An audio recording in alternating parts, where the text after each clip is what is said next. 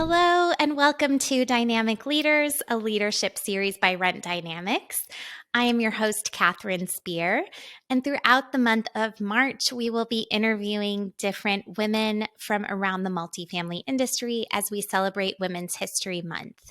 Today, I had the pleasure of speaking with Nichole Oswald from RPM Living.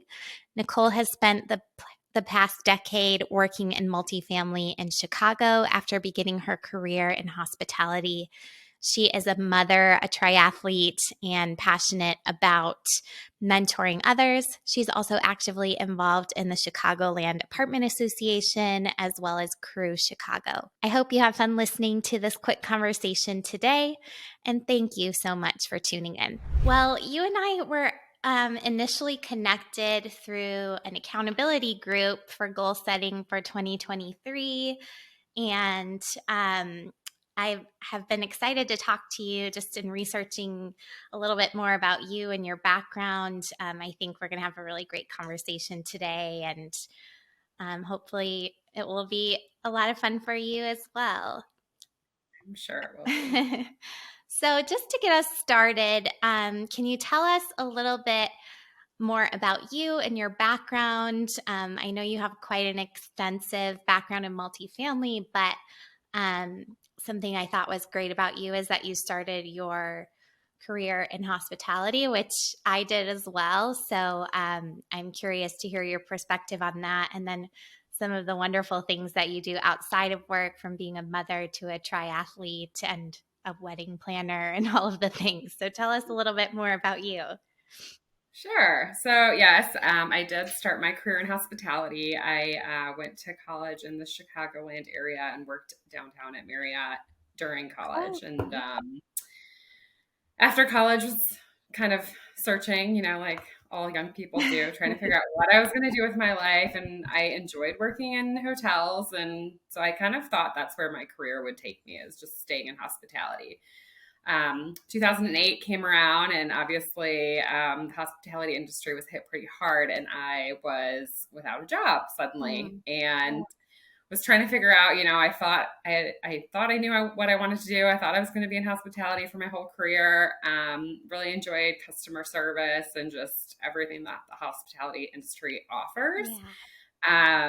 But was suddenly in this place of, oh my goodness, where do I go next? I had a really good friend that was working in multifamily out in San Diego, and I was talking to her, and she's like, you should get into multifamily. It's very similar. You'll love it. And that's kind of, the end of that. I started as a leasing consultant and worked my way up to property manager. I was fortunate enough to start my career with Village Green, and they have an excellent training program, which I really think is kind of the foundation of my success in the industry. But have primarily been in the Chicago market until last year, when I took over a portfolio with RPM in Michigan. And yeah, just love the industry, never leaving. Luckily, there's, we're recession proof, I like to say. Yes. So I don't have to worry about the same thing as I did in 2008. And other than that, outside of work, I have two kids. My son is 9 and my daughter is 8. And so they are a lot of fun, a lot of work, and a lot of activities. So between work and them and my own little triathlon journey, which was something it's like a COVID dream, realized. I was sitting at home during COVID and just wondering, okay, what can I do? I can't go to the gym. I can run outside. I can bike outside. I can swim in the lake. So let me try and do a triathlon. That's amazing. I feel like there are so many people in the multifamily industry who do triathletes, and maybe I think maybe it's just more common than I realized in the general population. But I feel like I could rattle off 10 names just off the top of my head, and multifamily people who do triathletes. Yeah, I feel like it's once you do one, you kind of get addicted, and then you hear about other people that are doing them.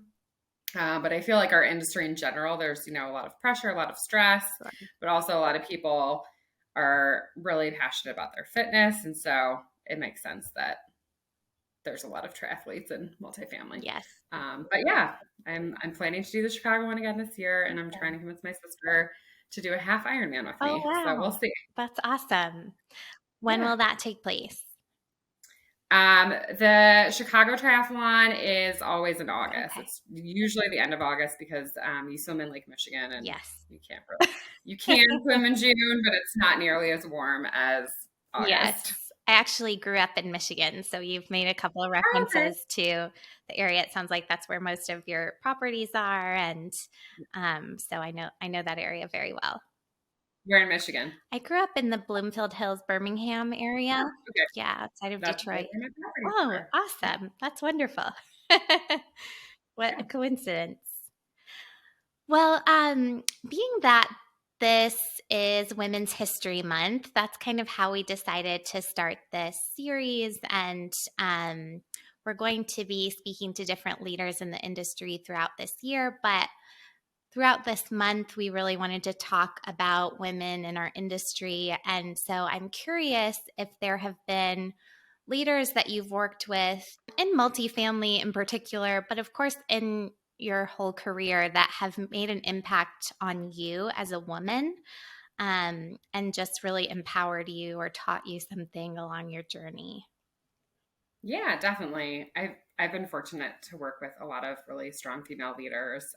Starting back at Marriott, one of my first leaders, just fresh out of college, was Cindy Reynolds. She was our assistant GM at at the property that I was at, and she was just super smart, super great leader, very empathetic. And I remember just being like so impressed by her and how she just like operated everything, like her day to day, how she dealt with conflict, how she, handled the stress of working in hotels. So she was like the first person that I looked up to and really admired how she led. But there have been others, and I think, in general, it's like really important as a woman to help bring other leaders up with you. Um, I am fortunate, like I have female clients that are amazing. So I've just really had so many female leaders that have really impacted how I lead. And I think, again, it's, helping train those below you and giving them opportunities to really, shine and move up to the next level if that's something that they want to do. And I think our industry is full of so many awesome women, Yeah, which is really we're great. lucky in that way for sure. We are. It seems like mentorship is a passion of yours. I feel like I read that on your LinkedIn profile as well. Is there anything as you're leading other women that stands out for you as you're mentoring them, just how you can lift them up, or if there's something that you come across often that people should know about? Well, I mean, for the most part, I think it really boils down to like how, how you talk to somebody. Yes. And as a mentor, it's really important to explain, why you do this way, but it doesn't always mean that they need to do it that way. Having that clear communication and being able to understand and listen to why they're performing it one way and you're performing it another way. And then really understanding what motivates them and what they're looking for in their career. That's so important as a mentor. Yeah. Because if they want to move up, you can help them. And if they're super content with where they're at and they just want to improve their skill set and their current roles, like that's important to note too. So I think it's really, it's kind of all of those things: listening, good communication, supporting them, being, a listening ear when they go through something that isn't the most comfortable situation, whether it's, a terrible boss or a really upset resident or a client that's upset with performance. Supporting them and making sure that they know that you're there to help them get through it. Yeah, absolutely. Listening sticks out for me. That's something that I think about a lot. And, I'm a salesperson, but I think a lot of people think of people in sales as someone who talks a lot and doesn't listen Mhm. much. But I think the people who really are successful in sales, but in any role, are people who have really honed in on their listening skills and can kind of anticipate needs if we're taking from a hospitality buzzword there, but it's just so important. And sometimes I think too, when you're on a team with someone and they're going through something, just being able to share that and be heard is so powerful sometimes. It is. Yeah, absolutely. Well, thank you for all of that. Um, I want to give you the opportunity to talk about anything additional that you're doing, or any stories that you would like to tell um, about your experiences that you think have shaped your career as a woman. Is there anything else that comes to mind that you want to talk about today? Yeah, I this might be a little bit of a shameless plug for No, my please. one so an organization that I'm a part of, Crew Network, Yes. has been really pivotal in my career. I joined them at the height of the pandemic when I was, working in person as a lot of, on-site people were, Mhm. and just completely burnt out being in person, not really having any social life. So what did I do? I decided to join a networking organization. I think I thought that maybe they were still meeting. They were not. Everything was virtual. But just making those connections with other women. It is primarily women, although men are encouraged and welcome. Yeah. But it's just such a great network of women in real estate, and kind of across the gambit of real estate. So not just multifamily, it's commercial, title, finance, kind of everything that goes into making the real estate Yeah. industry run. And I've just made so many great connections and met so many supportive women. And I think it's really helped me to be a more supportive Mm. woman in my career with my team and with my coworkers, and just knowing that there's such a great network of women, and trying to remember that, we are all better together. So the more that we support each other, the better we'll all be, and the more that we'll all achieve together. Yes. Love that. Does Crew have any upcoming events that you want to talk about or share? We just had a really great one in February. It was a new member event in Chicago. So there's chapters in, a lot of the major Yeah. cities, and we're actually a global organization. But in March in Chicago, there's a luncheon coming up to celebrate Women's History Month. So for any of my Chicago friends and coworkers that are looking for something to celebrate, that's a great opportunity. Awesome. I'll be in Chicago later this month for a John Mayer concert. Oh, fun! But I'll definitely share with my counterpart Chris Augsburger, who's in Chicago, and Okay. I'm sure hopefully some of the people listening will be able to attend as well. Yeah. Um, so just kind of a final fun question for you.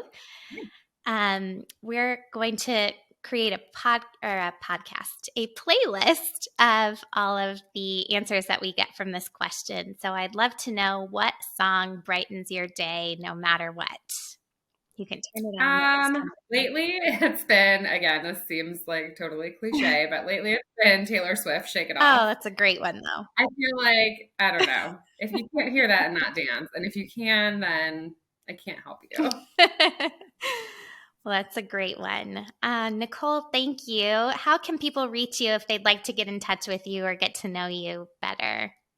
Yeah, I'm on LinkedIn. Feel free to look me up on LinkedIn, and, send me a DM. I'd love to connect.